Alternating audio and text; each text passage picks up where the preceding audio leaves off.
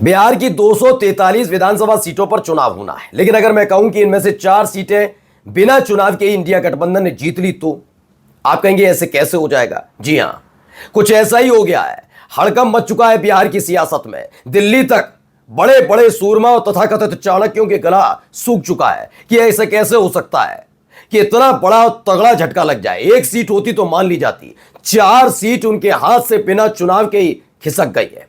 India गठबंधन की जीत सुनिश्चित हो गई है। क्या हुआ, कहां हुआ, कैसे हुआ, तमाम चीजें आज आपको दिखाऊंगा आपको कि होली वाली तर्ज पर दिवाली पर क्या हो रहा है। याद है, होली पर एक उत्तम विचार दिया गया था उत्तर प्रदेश पुलिस के एक अधिकारी की तरफ से, रंग पड़े, आहत हो, शरीर का हिस्सा कटवाओ, तो इसे उत्तम विचार मानते हुए उन्हें प्रमोशन भी दिया गया था। अब अगले किसी त्योहार का इंतजार था तो दिवाली आ गई। अब दिवाली पर कैसे माहौल बनाया जा रहा है वो भी देखिए। प्रमोशन सबको चाहिए होता है भैया, तो क्या प्रमोशन वाला खेला है। और यही नहीं, आप देखिएगा कि कैसे एक बड़ी सड़क दुर्घटना में अब भी हिंदू मुसलमान किया जा रहा है। कितने बेगैरत हो चुके हैं लोग, जबकि इनको छाती इस बात पर पीटनी चाहिए कि इतने लंबे समय के बाद बांके बिहारी का वो तोश खाना, जिसे खजाना जहां पर रखा जाता वो खुलता है और अंदर से खाली बक्सा निकलता है। कौन ले गया खजाना, इस पर चर्चा नहीं हो रही है। बहुत सारी खबरें हैं दोस्तों, दिखाऊंगा आपको। नमस्कार, मैं हूं प्रज्वल गौतम और आप देख रहे हैं the live TV. The live TV, सच सबसे आगे। सबसे पहले ये देखिए, खैर अपने हिसाब से लगा धनशक्ति पार्टी के 4 उम्मीदवारों का नामांकन रद्द होने की सूचना मिल रही। कृपया वेरीफाई करें। धनशक्ति पार्टी मैं नहीं कहता इसे, मैं कहता हूं कि लोजपा आर यानी कि लोक जनशक्ति पार्टी रामविलास यानी चिराग पासवान के लिए बड़ा झटका, खुद एनडीए के लिए बड़ा झटका। दरअसल 4 है, मड़ोरा सीट है, सकरा रिजर्व सीट है, बखरी रिजर्व सीट है और बख्तियारपुर की सीट है। और इन चारों सीटों पर ये चारों सीटें चिराग पासवान की पार्टी के पास गई थी, यानी कि लोक जनशक्ति पार्टी रामविलास चुनाव लड़ रही थी इस पर। और खास बात क्या है इसमें, एक और खास बात बता दूं, जहां जहां एनडीए के अंदर बगावत होकर एलजेपी-आर के प्रत्याशियों के सामने घटक दलों ने ही, उन्हीं के घटक दलों ने प्रत्याशी खड़े किए, उनमें से 4 सीटों में से कोई सी नहीं है। यानी नामांकन की प्रक्रिया खत्म हो गई। पहले नामांकन भरा, नामांकन की जांच हुई, ये 4 नामांकन रद्द हुए और इनमें से एक भी सीट पर अब एनडीए का कोई प्रत्याशी नहीं है। एलजेपी-आर छोड़िए, बीजेपी छोड़िए, नीतीश कुमार छोड़िए, जीतन राम मांझी छोड़िए, उपेंद्र कुशवाहा, किसी का पार्टी का कोई प्रत्याशी नहीं है। सिर्फ इंडिया गठबंधन के प्रत्याशी और निर्दलीय प्रत्याशी। कौन कौन सी, मढ़ौरा से सीमा सिंह का पर्चा रद्द हो गया, सकरा रिजर्व सीट से प्रवीण कुमार का पर्चा रद्द हो गया, बखरी से रिजर्व से संजय पासवान का पर्चा रद्द हो गया, ऐसी खबर है। और बख्तियारपुर से अरुण कुमार का भी पर्चा रद्द हो गया है। आपको याद है लोकसभा चुनाव, मध्य प्रदेश, कभी गुजरात से खबर आ रही थी, ये तमाम जगह। एक बार तो खबर यही आ गई थी, एक ने तो निर्दलीय प्रत्याशी ने वीडियो बना दिया था जिसमें बताया था कि अमित शाह जिस सीट से चुनाव लड़ रहे हैं उसी सीट से वो भी चुनाव लड़ रहा है, उस पर दबाव डाला जा रहा है कि बैठ जाओ। ये खबर निकली थी। खबर थी कि नामांकन की प्रक्रिया पूरा, मतलब जहां पर नामांकन भरने की तारीख होती ना, उसके खत्म होते ही अचानक से कांग्रेस के प्रत्याशी बीजेपी के साथ चले गए। उन्होंने आखिरी वक्त तो पर्चा वापस लिया और नामांकन भरने का वक्त नहीं मिला। यानी पूरी तरह से जीत सौंप दी गई थी बीजेपी के हाथों में। यानी वो जो तब किया था अब भुगतना पड़ रहा है। वैसे ही हालात है, बस फर्क ये है तब बीजेपी के नेताओं ने कांग्रेस के नेताओं को तोड़ा था, कांग्रेस के प्रत्याशियों को तोड़ा था। यहां ऐसा कुछ नहीं हुआ, यहां नामांकन ही रद्द हो गया है। और जब सामने ही कोई कद्दावर नेता नहीं है तो इंडिया गठबंधन की जीत तय मानी जा रही है। आइए, राष्ट्रीय जनता दल के 4 विधायक अभी जीत चुके हैं। प्रियंका देशमुख लिखती हैं, चुनाव आयोग ने चिराग पासवान जी के 4 उम्मीदवारों के नामांकन रिजेक्ट कर दिए। यह अपने आप में बहुत बड़ी खबर है। मैं कहता हूं बार बार, हो सकता है कि कभी गलतियां हो जाएं, इंसान है हम, गलतियां होती हैं। लेकिन जब आप माखौल उड़ाने लगते हैं, धर्म का माखौल उड़ाते हैं, भगवानों का माखौल उड़ाते हैं, लोकतंत्र का माखौल उड़ाते हैं, कानून का माखौल उड़ाते हैं और संविधान का माखौल उड़ाते हैं, यह उलट कर आप पर ही आता है। ज्यादा दूर की बात मैंने बताई भी नहीं, इसी लोकसभा चुनाव की बताई थी। सोचिए क्या क्या नहीं करना पड़ा, तब जाकर 240 तक पहुंचे थे। अगर निष्पक्ष चुनाव की बात होती कि प्रत्याशी कांग्रेस के नहीं आते इनके पास, अगर ये निष्पक्षता की बात होती तो यकीन मानकर चलिए आंकड़ा 100 के आसपास रह जाता।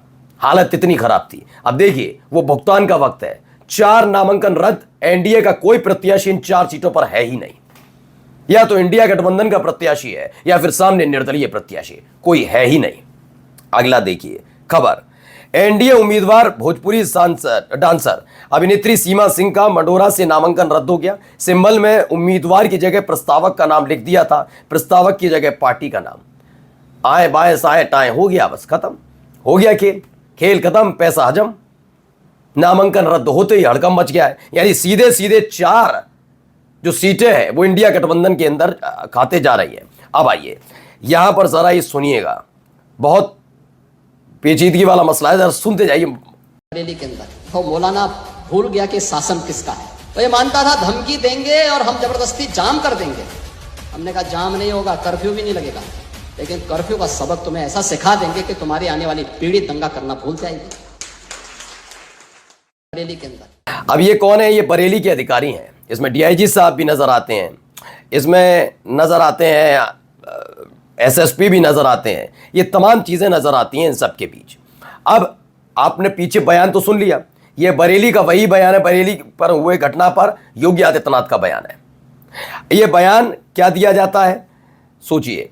इसमें लिखती हैं, कवि अजीज लिखती हैं, बरेली के एसएसपी, मुख्यमंत्री योगी आदित्यनाथ जी की स्पीच को बरेली एसएसपी ने लगाते हुए वीडियो रील बनाया। वह आईपीएस एसोसिएशन है, पुलिस संविधान से नहीं किसी पार्टी की विचारधारा से काम करेगी। समाज में क्या संदेश जाएगा? यूपी पुलिस, कभी सोचा आपने क्या जाएगा? कुछ नहीं जाएगा। यही इसी दिन का तो इंतजार था कि अब दिवाली आए इस बार, फिर अब अगली बार होली आ रहा तो उसको भी तैयारी रखिएगा। आपने देखा था होली पर क्या क्या नहीं किया।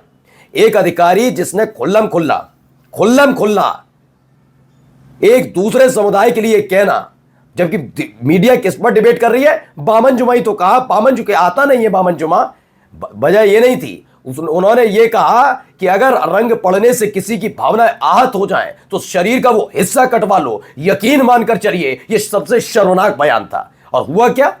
प्रमोशन। तो भैया प्रमोशन तो सबको चाहिए ना। इस बार बरेली था, मौका अधिकारियों के पास था ही था, साहब ने बना दी रील, तो गलत क्या कर दिया। अगला देखिए, यहां पर नफरत कैसे फैलाई जा रही है। कोई सुरेश एसएसटी का और पता नहीं जो है, जैसलमेर बस हादसा या षड्यंत्र, ड्राइवर और मालिक दोनों मुसलमान हैं। क्या कह रहे हैं? ड्राइवर और मालिक दोनों मुसलमान हैं और दोनों सही सलामत है। बात सोचने वाली है। आज उनको गिरफ्तार किया है, ये कहा जा रहा है। जबकि इसमें खबर क्या है? नफरत फैलाने में कोई मेहनत नहीं लगती, बस इस तरह का एक झूठ परोस देना है। लेकिन वही नफरत मिटाने में सदियां गुजर जाती हैं। क्योंकि ट्रेवल्स का मालिक एक हिंदू है। पहले मैं बताऊंगा इस घटना से जुड़ी एक और बड़ी घटना इसी साल देश के अंदर हुई थी। वहां पर भी तलाशने की कोशिश थी, लेकिन जब मुसलमान नहीं निकला तो इनकी सारी मेहनत पर, मंसूबों पर पानी फिर गया। पहले देखिए, के ट्रेवल्स का मालिक एक हिंदू है। पहला ये झूठ बोला उसने। आगे अपनी बस मुसलमान को ठेके पर दे रखी थी। बस में मरने वालों में आधे से ज्यादा मुस्लिम है लोगों, लेकिन ये बात हम स्थानीय लोगों को पता है। ऐसी पोस्ट दूर बैठे लोगों के मन में एक शक का बीज तो बो देती है और नफरतें पलती जाती है। अब आइए आपको लेकर चलता हूं इसी साल हुई एक बहुत बड़ी घटना में। इस देश की घिनौनापन जो करने वाली मीडिया है वो एक नाम ढूंढ रही थी। वो नाम क्या था मैं बताता हूं। एयर इंडिया का प्लेन क्रैश हुआ, याद है? गुजरात से उड़ान भरकर पहुंचने जा रहा था। सबने उसकी तस्वीरें, कितना भयावह हादसा था। उसमें एक आदमी बच जाता है, वो आदमी उन लपटों से चीरते हुए बाहर निकलता है। बस ये गोदी मीडिया इस बात की तैयारी में बैठी थी या अंधभक्त बैठे थे। इसका नाम अनवर खालिद निकल आए। बस अफसोस वही नहीं निकला। इसलिए शुरुआत में तो कहा ये बच कैसे गया और बाकी चीजें भुला दी गई। लेकिन अगर अनवर खालिद होता तो बहुत कुछ होता है। आप समझ सकते हैं इस बात को। वो अनवर खालिद नहीं था ना, इसीलिए उसको लेकर फिर चर्चाएं करनी बंद कर दी। अब ऐसा ही तमाशा यहां हो रहा है। आप किसी के धर्म के आधार पर पूरी घटना को कहां ले जाते हैं, आप खुद सोचिए। कहां नफरत फैलाई जा रही है और जहां पर बोलना चाहिए वहां चुप्पी साध कर बैठ जाते हो। क्या कभी ये सवाल पूछ पाएंगे किसी से? क्या खबर है? पहले तस्वीर देखिए, वीडियो। आगे से हटो, विजय भाई साइड हो जाओ। तो दीपक जलाकर इस दरवाजे को खोला गया है। इसकी तस्वीर निकल कर आई, देखिए।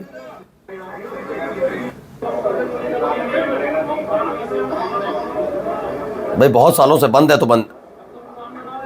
अब हुआ क्या है जरा मैं बता देता हूं। इसमें 54 साल बाद खुला बांके बिहारी का मंदिर का तोशखाना।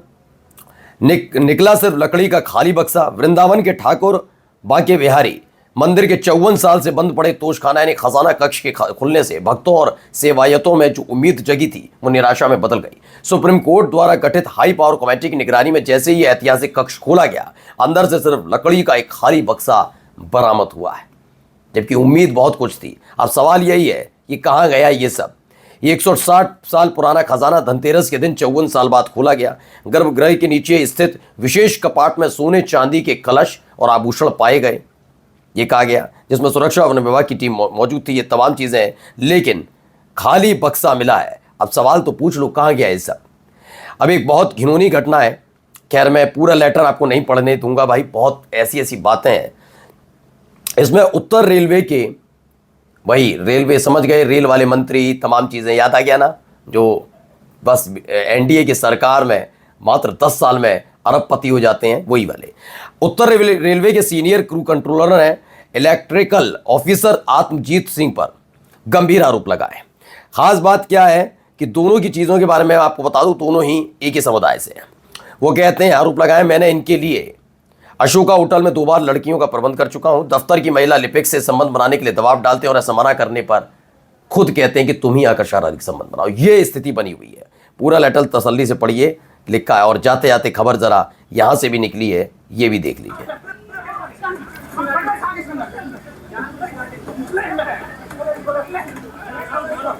कौन लोग हैं, क्या है, बताता हूं। तो खबर है, कभी एबीवीपी के पोषित गुंडे प्रोफेसर को थप्पड़ मारते हैं दिल्ली यूनिवर्सिटी में, कभी यही गुंडे चुने हुए जेएनयू अध्यक्ष को मारते हो। दोनों खबर हम आपको दिखा चुके हैं। जब इसका विरोध करने के लिए छात्र एफआईआर करवाने जाते हैं तो पुलिस एफआईआर लेने से मना कर देती है। जब छात्रों का डेलीगेशन पुलिस से मिलने की सोचता है तो जेएनयू गेट पर बैरिकेडिंग कर दी जाती है और बैरिकेडिंग से मन नहीं भरता तो निहत्थे छात्रों पर बाहुबल दिखाया जाता है। यही असली लोकतंत्र है और यही है मोदी जी का न्यू इंडिया। नमस्कार।